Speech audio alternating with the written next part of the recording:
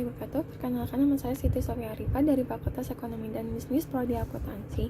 Akan mempresentasikan hasil penelitian dengan judul pengaruh rasio leverage dan profitabilitas terhadap agresivitas pajak dengan studi empiris pada perusahaan sektor infrastruktur, utilitas, dan transportasi yang terdaftar di Bursa Efek Indonesia pada tahun 2016 sampai dengan 2018.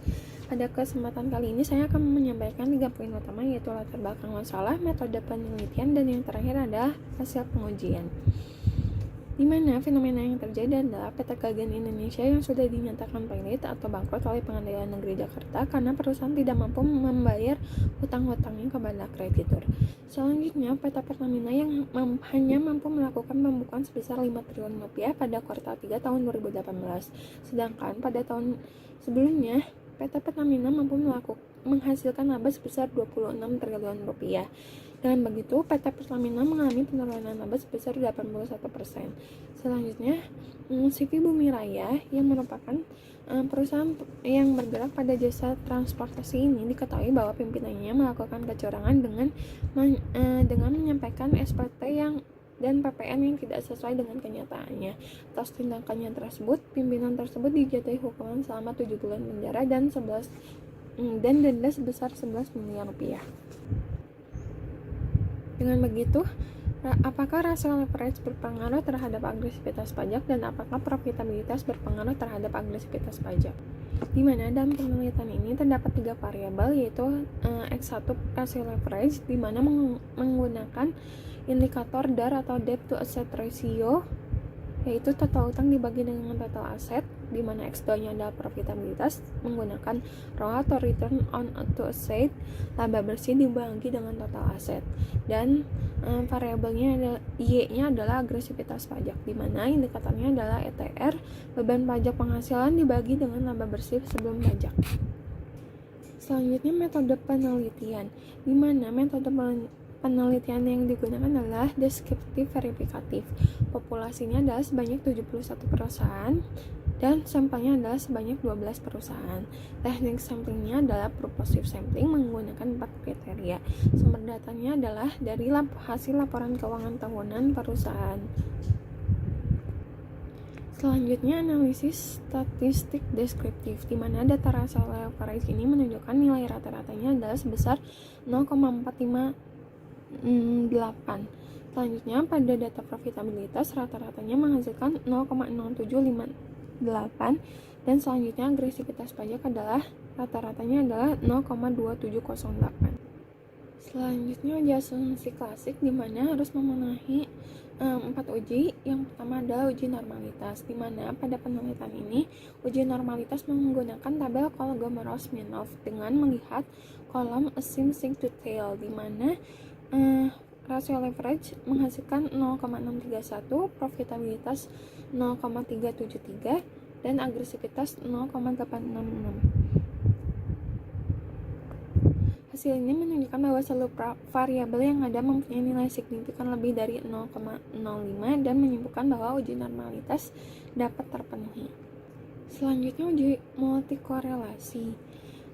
Dari tabel dapat disimpulkan bahwa semua variabel independen, baik rasio leverage atau maupun profitabilitas, terbebas dari masalah multikolinearitas karena nilai toleransinya adalah lebih dari 0,01, yaitu sebesar 0,970, dan VIF-nya adalah kurang dari 10, yaitu sebesar 1,031, sehingga dapat disimpulkan bahwa tidak terjadi multikolien.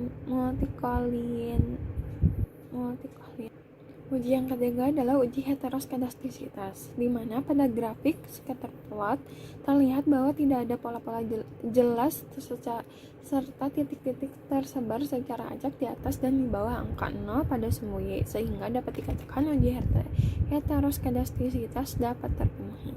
Selanjutnya, pada uji autokorelasi berdasarkan tabel dapat diketahui bahwa nilai Darwin-Watson adalah 2,142. Jika dilihat dari tabel Darwin-Watson dengan K yaitu 2 dan N adalah sebanyak 36, maka diperoleh nilai DU sebesar 1,591 dan 4 min DU sebesar 2,41. Karena nilai DW di antara nilai DU yaitu 1,591 kurang dari 2,142 kurang dari 2,41, maka berarti tidak terjadi autokorelasi, sehingga kesimpulannya adalah uji autokorelasi terpenuhi. Selanjutnya analisis regresi berganda, di mana nilai konstannya adalah 0,209, yang artinya jika leverage dan profitabilitas bernilai 0, maka agresivitas pajak akan bernilai konstan sebesar 0,209. Setiap kenaikan rasio leverage sebesar 1 satuan, sedangkan variabel profitabilitas bernilai konstan, maka akan menyebabkan penurunan agresivitas pajak sebesar 0,2097. Selanjutnya, setiap kenaikan profitabilitas sebesar 1 satuan, sedangkan variabel leverage bernilai konstan, maka akan menyebabkan penurunan agresivitas pajak sebesar 0,1496.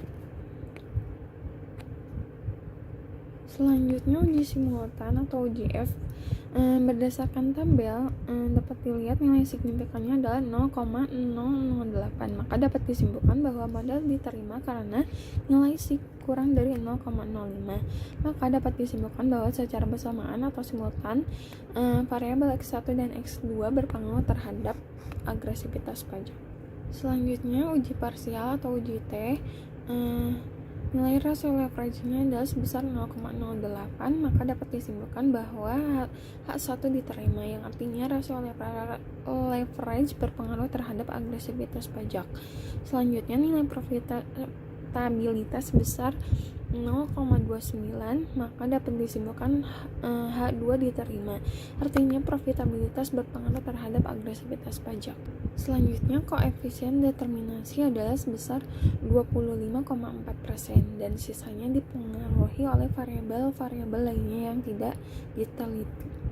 Selanjutnya koefisien determinasi parsial pada rasio leverage adalah sebesar 14,23% dan pada profitabilitas adalah 11,17%. Selanjutnya pembahasan pengaruh rasio leverage terhadap agresivitas pajak. Dari hasilnya adalah berkoefisien positif, di mana nilai rata-rata pada rasio leverage menunjukkan bahwa perusahaan tidak memiliki kecenderungan menggunakan untung untuk membiayai perusahaannya. Selanjutnya pada rata-rata agresivitas pajak sebesar 0,27%, menandakan bahwa perusahaan tidak terindikasi melakukan penghindaran pajak. Sekian presentasi dari saya. Terima kasih. Assalamualaikum warahmatullahi wabarakatuh.